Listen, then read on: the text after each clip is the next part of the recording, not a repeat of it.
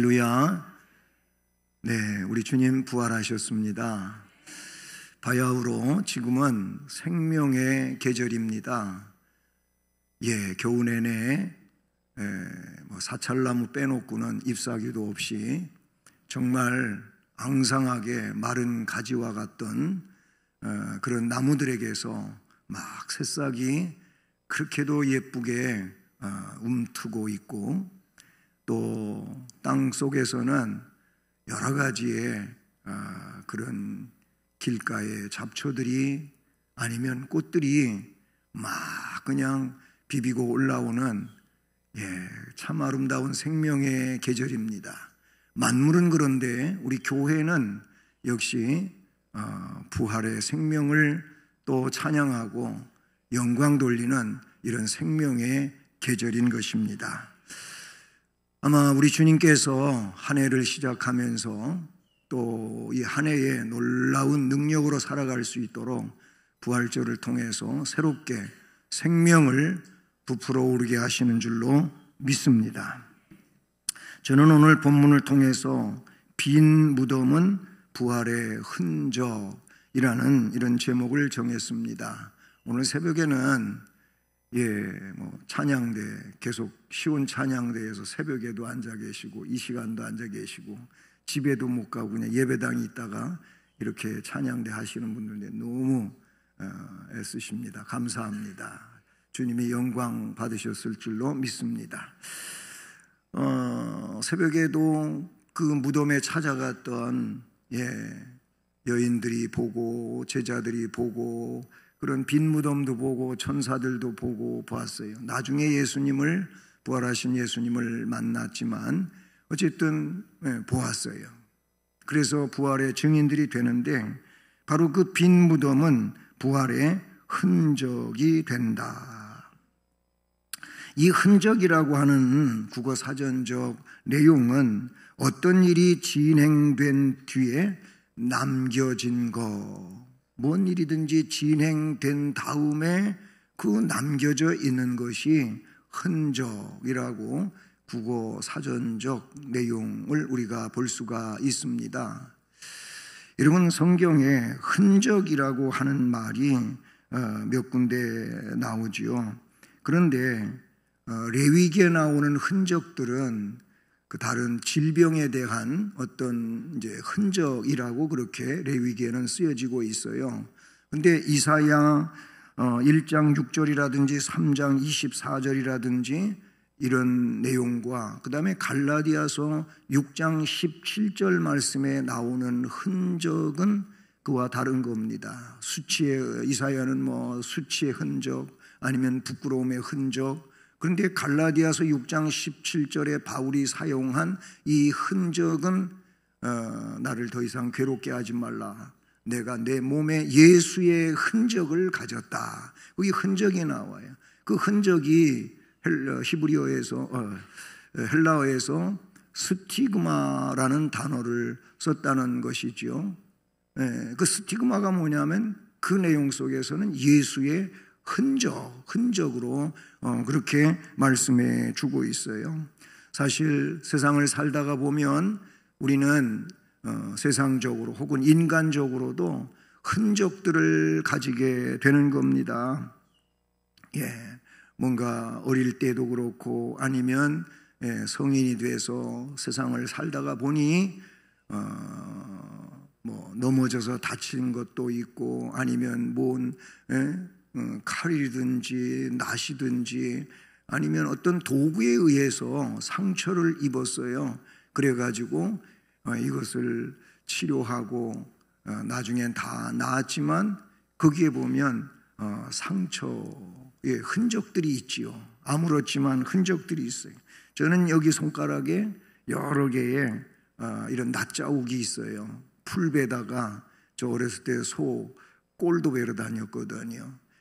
근데 그 꼴베다가 낫지를 잘 못하니까 서툴러 가지고 여기를 벤 적도 있고 팽이 깎다가 흔적도 만들고 이런 흔적들이 있어요. 또 친구들하고 놀다가 다쳐갖고 이렇게 남겨진 흔적도 있고 개한테 물려가지고 그렇게 남겨진 흔적도 있고 별 흔적이든 다 있어요. 이렇게 상처였던 것이 아물었지만 흔적된 것도 있고, 또 살다가 보면 피치 못하게 수술을 해야 돼가지고 수술하고 치료는 받았지만 그 수술 자국의 흔적들이 있기도 하고, 뭐 별난 흔적들이 다 있다는 것이죠. 아픔의 흔적도 있어요. 이런 내용은 세상을 살다가 보는데 우리들에게는 바울 사도가 그랬던 것처럼 주님을 위하여 충성하다가 남겨진 그런 주를 위한 흔적도 없지 않아 있을 수 있지요. 오늘 말씀에 우리 주님께서 부활하신 그 빈 무덤은 말 그대로 부활의 흔적이 된다. 말씀을 보니 막달라 마리아가 예수님 무덤에 찾아갔어요. 바로 안식 후 첫날인 주일 새벽이지요. 오늘 새벽입니다. 근데 거기 가보니까 무덤에 왔는데 돌이 무덤에서 옮겨졌어요. 돌문이 옮겨졌어요. 제가 오늘 새벽에도 그 말을 했는데, 어제 여러분 오후 한 7시 넘어가지고 제가 아주 유명한 뮤지컬 이거를 다 웬만한 분들한테 보내드렸어요. 우리 재직명단에 있는 나오는 분들 보내드렸는데, 그런데 뭐 어떤 분에게 집에 부부인데 두 분 다 보내기 뭐 해갖고 그냥 한 분한테만 보냈어요. 왜 나한테는 목사님 안 보냈냐고 삐지지 마시고, 그러지 마시고 그냥 남편한테 보냈거니 아니면 아내한테 보냈거니 그러시고 그냥 같이 보시면 돼요. 뭐 따로따로 볼 일도 아니고. TV하고 연결될 수 있는 그런 상황이라면 TV에 연결시켜갖고 오늘까지 유효한 겁니다. 보실 수 있기를 바라고요. 근데 거기에도 보면은 이런 내용이 나와요. 그 뮤지컬에도 무덤 찾아가서 뭐 무덤 문은 열렸고 시체는 없어지고 도대체 누가 옮겨간 거야? 어디로 왜 갔다가 숨겨버린 거야? 막 하고 거기서 넋두리하고 울고 앉았는데 예수님 나타나셔가지고 말씀하시는 그런 뮤지컬의 장면도 나옵니다마는, 빈 무덤은 부활을 증명하고 있는 내용이었다라는 것이지요. 뭐 베드로도 막 달리게 하는데 요한하고 베드로는 나이 차가 좀 있었어요. 요한은 젊고 베드로는 좀 나이가 들고 그랬는데 처음에 똑같이 출발했지만은 베드로 먼저 달려가 보려고 했지만 요한한테 뒤처지게 됐죠.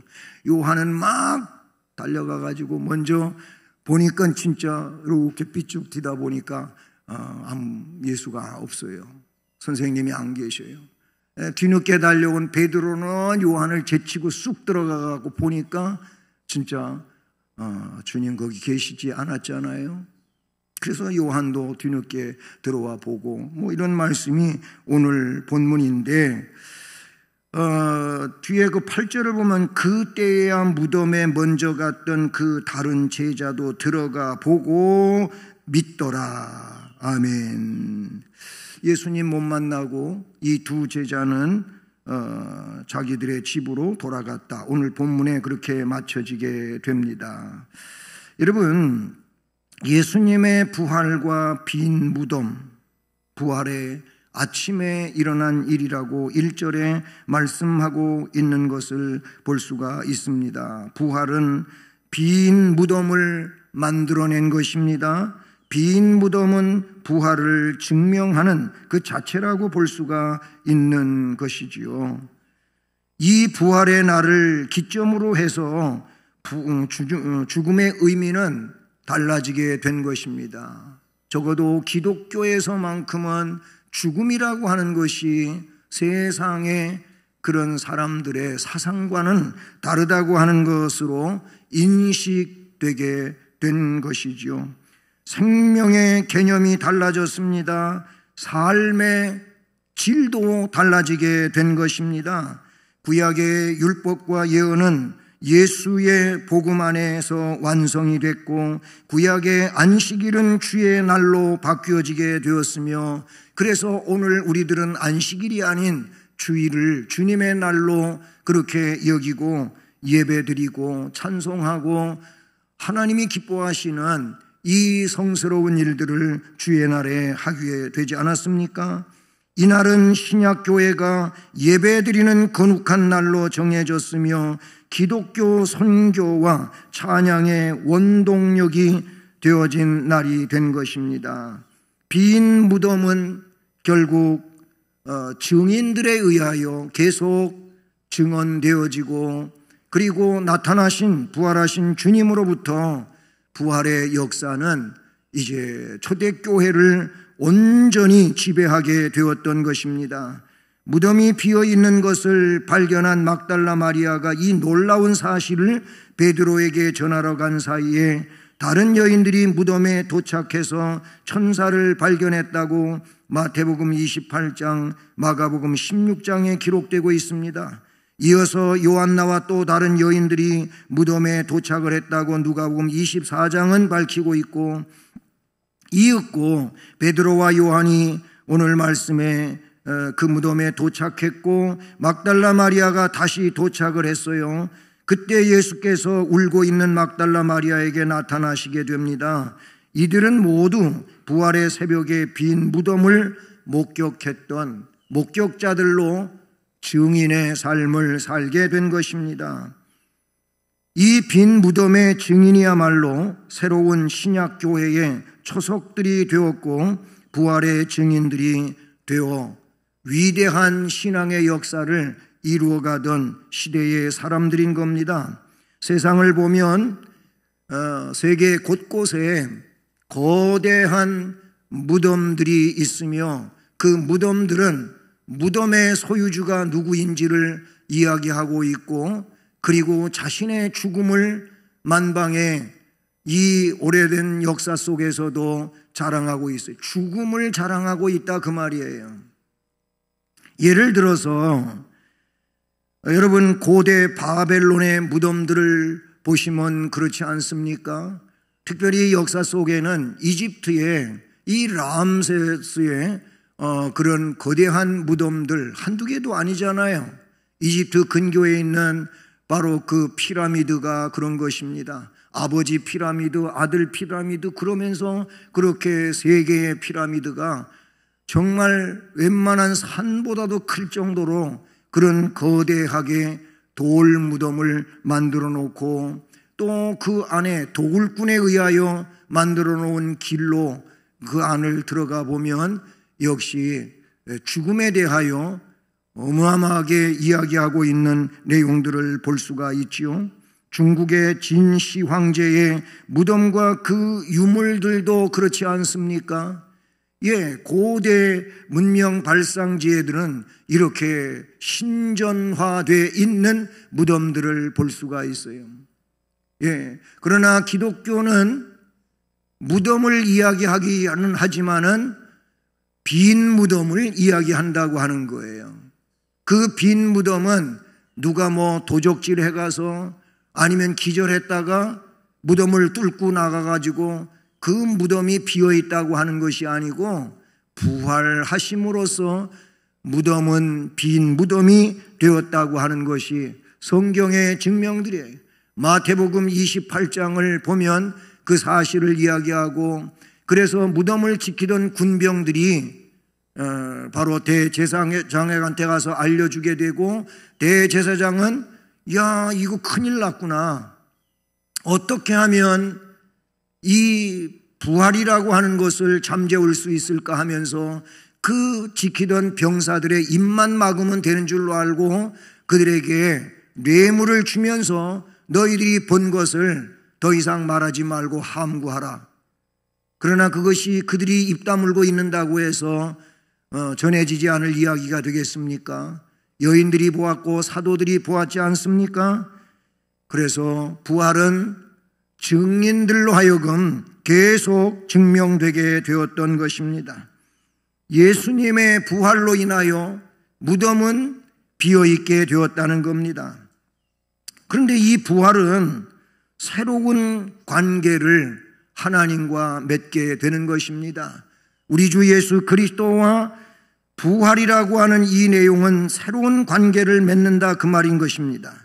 그것은 어떤 새로운 관계입니까?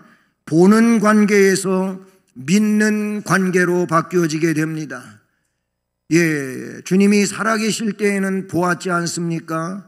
예, 그 선생님 나사렛 예수 그리스도를 눈으로 보고 그분의 말씀을 듣고 그분의 기적들을 보면서 그렇게 살았었어요. 부활 이후 제자들에게 나타나셨고 그때 도마는 그곳에 없었지 않습니까? 그런데 도마는 믿지를 못해서 난 보아야 믿겠다고 했지 않습니까? 그러나 여드러 후에 주님이 그곳에 다시 나타나실 때 도마도 함께 있었거든요. 그 도마에게 주님은 뭐라고 말씀하십니까? 너는 나를 본고로 믿느냐? 보지 아니하고 믿는 자들이 더 복되도다. 여러분, 저와 여러분들은 오늘 주님을 직접 우리의 눈으로 이 가시적으로 본 자들이 아닌 것입니다.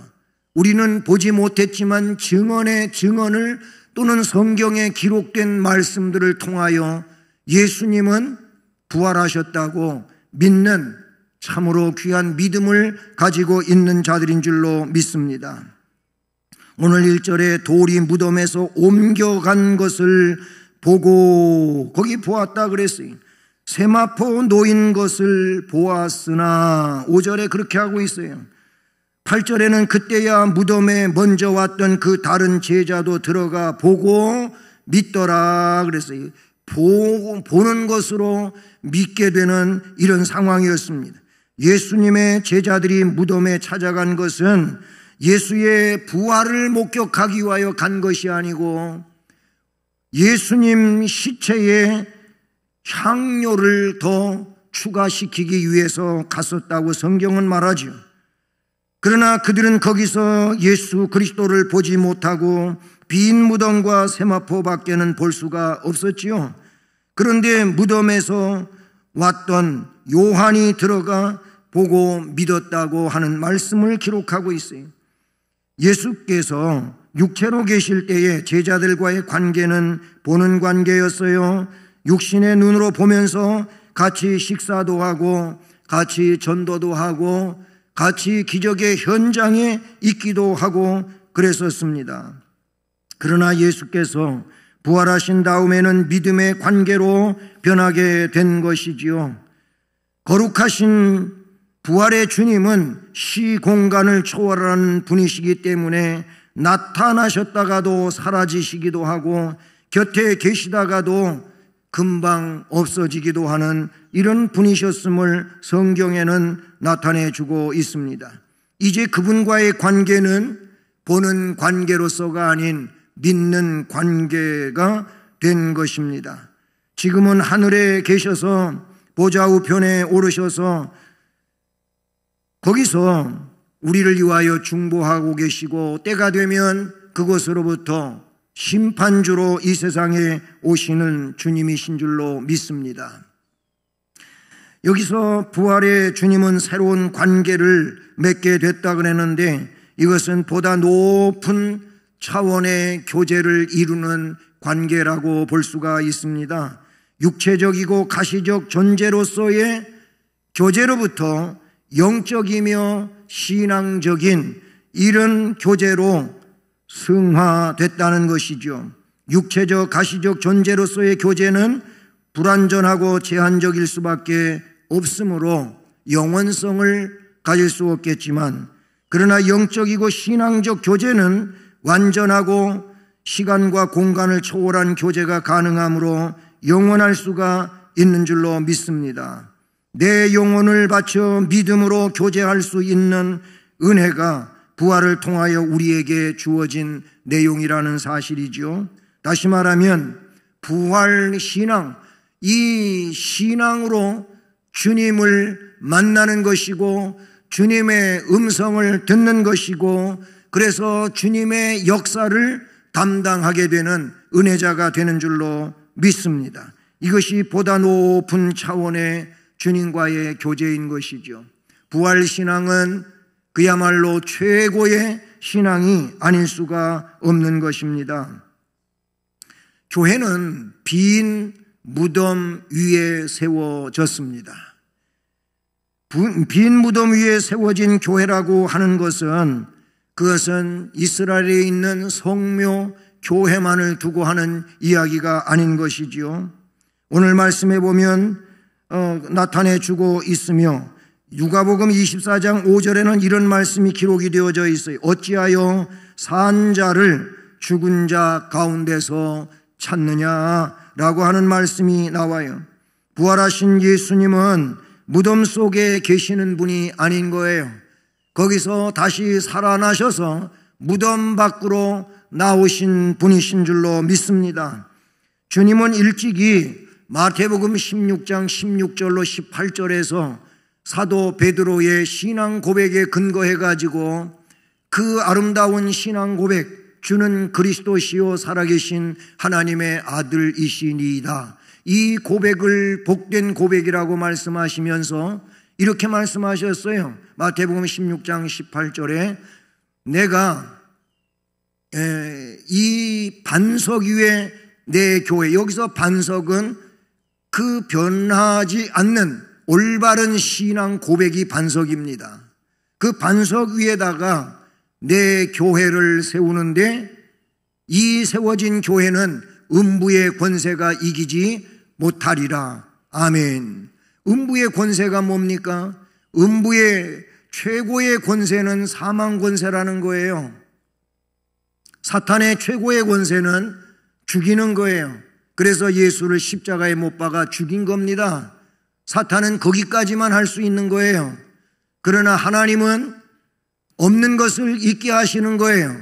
못 하시는 것을 할 수 있게 하시는 분이에요. 이것이 우리 하나님의 능력이잖아요. 그렇기 때문에 우리가 그 하나님을 신앙하게 되는데, 그렇습니다. 사망 권세를 이기신 그 주님께서 음부의 권세가 이기지 못하는 교회를 세우신 줄로 믿습니다. 바로 이 부활 신앙은 기독교만이 갖는 유일한 신앙이지 않습니까? 신약 교회 안에는 예수 그리스도의 시체가 없는 거예요. 오직 영원한 생명의 표상인 부활만이 있는 것입니다. 그래서 고린도전서 15장, 부활론을 이야기하고 있는 그 고린도전서 15장 1절로 8절까지의 말씀을 읽어드리겠습니다. 거기 이런 말씀이 나와요. 형제들아, 내가 너희에게 전한 복음을 너희에게 알게 하노니 이는 너희가 받은 것이요 또 그 가운데서 선 것이라. 너희가 만일 내가 전한 그 말을 굳게 지키고 헛되이 믿지 아니하였으면 그로 말미암아 구원을 받으리라. 내가 받은 것을 먼저 너희에게 전하였노니 이는 성경대로 그리스도께서 우리 죄를 위하여 죽으시고 장사 지낸 바 되셨다가 성경대로 사흘 만에 다시 살아나사 게바에게 보이시고 후에 12 제자에게와 그 후에 500여 형제에게 일시에 보이셨나니 그 중에 지금까지 대다수는 살아있고 어떤 사람들은 잠들었으며 그 후에 야고보에게 보이셨으며 그 후에 모든 사도에게와 맨 나중에 만삭되지 못하여 난 자 같은 내게도 보이셨느니라. 여기 말씀해 보면 성경대로 죽으셨다가 성경대로 사흘 만에 부활하셨다고 했고, 그 부활하신 주님이 이제 게바에게 보이시고 12 제자에게 보이시고 500여 형제에게 보이시고 맨 나중에 만삭되어 나지 못한 자 같은 나 바울에게도 나타나 보여주셨다고 말씀하고 있는 것을 우리가 볼 수 있다는 사실이죠. 모든 생명의 산실이 바로 빈 무덤을 통하여 나타내 주신 내용인 것이죠. 찬양의 원천이 되기도 하고 승리의 개선가가 되기도 하는 이 부활 신앙은 우리가 잊지 아니하고 꼭 간직하고 세상 사는 동안에 가져야 할 신앙인 줄로 믿습니다. 아울러 부활 신앙은 선교의 원동력이 되었습니다. 예수 그리스도의 부활 사건은 신약 교회의 선교 주제였어요. 그것은 신약 교회의 선교 주제만이 아니고 이제 그 신약 교회의 사도들로부터 이어받은 속사도들이 그랬고, 또 교부들이 그랬고, 중세의 개혁자들이 그랬고, 오늘 우리들도 역시 예수 그리스도의 부활을 증언하는 선교 주제가 되는 줄로 믿는 것입니다. 여러분, 사도행전 2장을 보면 성령을 충만하게 받은 제자들이 나와요. 거기에 120문도가 나와요. 그런데 그 중심이 베드로와 요한이었습니다. 그런데 사도행전 2장 25절부터 36절까지 긴 말씀인데, 이건 지금 베드로 사도가 성경을 쭉 인용하여 설교를 하는데, 이 복음적 설교를 하는데 25절부터는 다윗에 대하여 이야기합니다. 다윗이 예수 그리스도와는 1000년 후의 인물인데, 그 1000년 전의 인물이 다윗이란 말이에요. 그런데 그 다윗이 했던 이야기를 쭉 이야기하면서 특별히 29절에 이런 말씀을 합니다. 형제들아, 내가 조상 다윗에 대하여 담대히 말할 수 있노니 다윗이 죽어 장사되어 그 묘가 오늘날까지 우리 중에 있도다. 그는 선지자라 하나님이 이미 맹세하사 그 자손 중에서 한 사람을 그 위에 앉게 하리라 하심을 알고 미리 본고로 그리스도의 부활을 말하되 그가 음부에 버림이 되지 않고 그의 육신이 썩음을 당하지 아니하리라 하시더니 이 예수를 하나님이 살리신지라 우리가 다 이 일의 증인이로다. 아멘. 36절로 건너뛰어서 그런즉 이스라엘 온 집은 확실히 알지니 너희가 십자가에 못 박은 이 예수를 하나님이 주와 그리스도가 되게 하셨느니라. 아멘. 사도 베드로가 성령에 충만하게 감동되어 가지고 지금 문을 열고 나가서 바로 오순절 그 많은 사람들이 예루살렘 성전에 방문했는데 그때 그 사람들을 대상으로 설교를 했다는 겁니다. 놀라운 일인 것입니다. 그 주제는 뭐냐면 십자가에 못 박혀 돌아가신 예수 그리스도는 말 그대로 그분은 그리스도라는 겁니다. 다윗이 예언한 그대로 살아나셨다는 겁니다. 우리의 구세주가 된다고 이야기합니다. 그게 여기만이 아니에요. 사도행전 3장 미문에 앉아서 구걸하던 그 안진뱅이를 일으킨 사건과 관계하여 3장 13절부터 16절까지 말씀을 보시면 이렇게 나옵니다. 아브라함과 이삭과 야곱의 하나님 곧 우리 조상의 하나님이 그의 종 예수를 영화롭게 하셨느니라. 아멘. 너희가 그를 넘겨주고 빌라도가 놓아 주기로 결의한 것을 너희가 그 앞에서 거부하였으니 너희가 거룩하고 의로운 일을 거부하고 도리어 살인한 사람을 놓아 주기로 구하여 생명의 주를 죽였도다. 그러나 하나님이 죽은 자 가운데서 그를 살리셨으니 우리가 이 일의 증인이라. 아멘. 16절 그 이름을 믿음으로 그 이름이 너희가 보고 아는 이 사람을 성하게 하였나니 예수로 말미암아 난 믿음이 너희 모든 사람 앞에서 이같이 이를 완전히 낫게 하였느니라. 안진뱅이가 그 자리에서 일어나가지고 걸어가고 뛰어가고 하나님을 찬송하게 된 것은 부활하여 살아계신 우리 구주 예수 그리스도께서 하신 일이다 라고 선포하게 되었던 것인 줄로 믿습니다. 이게 초대교회의 부활이 선교 주제였다, 전도 주제였다는 겁니다. 더 진행된 상황에서 한 군데만 더 보시지요. 사도행전 4장 5절부터 12절 말씀인 겁니다. 이때는 믿는 자가 많아졌어요. 남자의 수가 약 5천이나 됐다고 4절에 기록하고 이튿날 관리들과 장로들과 서기관들이 예루살렘에 모였는데 대제사장 안나스와 가야바와 요한과 알렉산더와 및 대제사장의 문중이 다 참여를 했어요. 이거 예수 그리스도를 십자가에 못 박을 때 이들이 주도했던 일들이야. 여기 나오는 인물들이 안나스를 비롯해 가지고 그랬지 않습니까? 그런데 7절에 사도들을 가운데 세우고 이들이 물어봅니다. 너희가 무슨 권세와 누구의 이름으로 이 일을 행하였느냐? 이에 베드로가 성령이 충만하 이르되 백성의 관리들과 장로들아 만일 병자에게 행한 착한 일에 대하여 이 사람이 어떻게 구원을 받았느냐고 오늘 우리에게 질문을 한다면 할 말은 이거밖에 없다. 너희와 모든 이스라엘 백성들은 알라. 너희가 십자가에 못 박고 하나님이 죽은 자 가운데서 살리신 나사렛 예수 그리스도의 이름으로, 예수 그리스도의 이름으로 이 사람이 건강하게 되어 너희 앞에 섰느니라. 이 예수는 너희 건축자들의 버린 돌로서 김 모퉁이의 머릿돌이 되었느니라. 다른 이로서는 구원을 받을 수 없나니 천하 사람 중에 구원받을 만한 다른 이름을 우리에게 주신 일이 없음이라 하였느니라. 부활의 예수, 생명의 예수, 다시 사신 예수, 역사를 일으키는 예수, 이 예수는 초대교회 전도의 주제요, 선교의 주제요, 설교의 주제였음을 우리는 이 말씀에서 볼 수가 있는 것이지요. 그렇습니다. 빈 무덤은 예수 그리스도의 부활의 증명입니다. 예수 그리스도의 부활은 예수 그리스도와 새로운 관계를 맺게 해주는데, 그것은 보는 관계에서 믿는 관계로, 그러니 우리는 이 부활 신앙을 가지고 예수 그리스도에 대한 믿음이 충만해야 될 줄로 믿습니다. 아울러 영적이고 신앙적인 완전하고 영원한 관계가 부활 신앙으로 갖는 놀라운 새로운 관계인 줄로 믿습니다. 바로 교회는 빈 무덤 위에 세워졌습니다. 그러므로 교회는, 성도는 빈 무덤을 말하는 것이고 다시 사신 예수 그리스도를 증언하는 공동체인 줄로 믿습니다.